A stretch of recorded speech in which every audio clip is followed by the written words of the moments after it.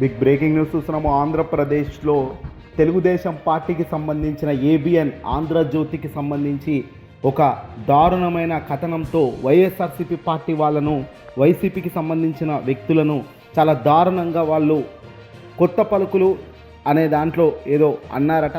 దానికి సంబంధించి ఏకంగా ఇప్పుడు టీడీపీ మీడియాపై దాడి యత్నం చేశారు వైసీపీ నాయకులు.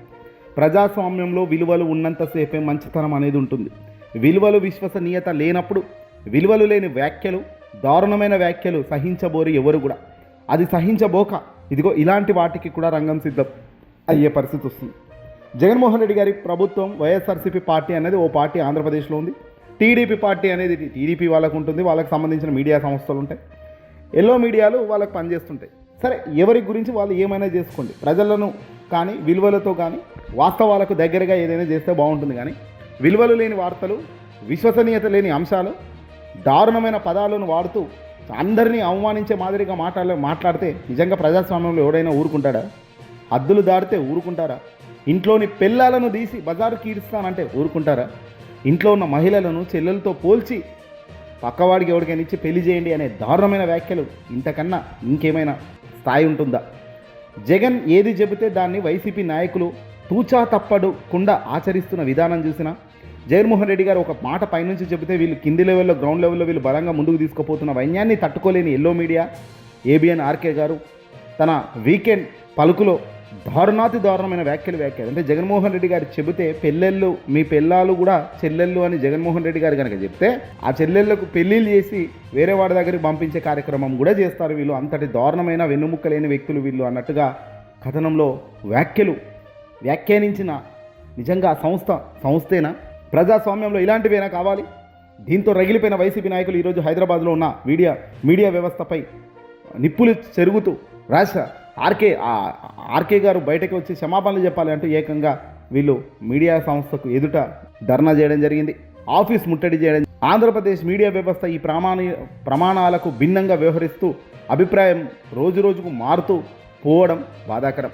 తెలుగుదేశం పార్టీ అజమాయిషితో ఆంధ్రజ్యోతి వంటి ప్రధాన పత్రికలు పక్షపాతంతో నడుస్తున్నాయని, రెండు ప్రధాన పార్టీలకు మీడియా మద్దతు ఉండడం సాధారణం అయినప్పటికీ ఆ మద్దతు హద్దులు దాటి అసత్య ప్రచారాలు, వ్యక్తిగత దూషణలకు దిగడం ప్రజాస్వామ్యానికి ప్రమాదకరమని గట్టిగా వైసీపీ వాళ్ళు ఆరోపిస్తూ ఈరోజు రోడ్డునెక్కారు హైదరాబాద్లో. ఇటీవల పరిణామాలు చూస్తుంటే టీడీపీ మీడియా మద్దతు సంస్థలైన ఈ విధానాలపై చర్చ చేయాల్సిన బాధ్యత పక్కన పెట్టి జగన్మోహన్ రెడ్డి గారి వ్యక్తిగత దాడులకు దిగుతున్నాయని ప్రజల్లో తీవ్ర అసంతృప్తి వ్యక్తమవుతుంది. రాష్ట్ర రాజధాని అమరావతి మేళా లేదా ప్రత్యామ్నాయ అభివృద్ధి ప్రణాళికలు మంచివా అనేవి ముఖ్యమైన విషయాలపై సమగ్ర చర్చ జరిపించాల్సిన సమయంలో ఆంధ్రజ్యోతి వంటి పత్రికల్లో కుటుంబాలపై వ్యక్తిగత విమర్శలు, అసభ్యకర వ్యాఖ్యలతో ముందుకు వస్తున్నాయి. దీంతో ఇక్కడ ఊరుకునే పరిస్థితి లేదన్నారు.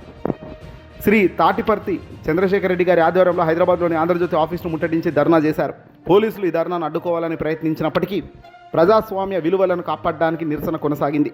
ప్రజాస్వామ్యంలో వాదోపవాదనలు సహజం, కానీ అవి మర్యాదపూర్వకంగా, విధానాల పరంగా మాత్రమే జరగాలి.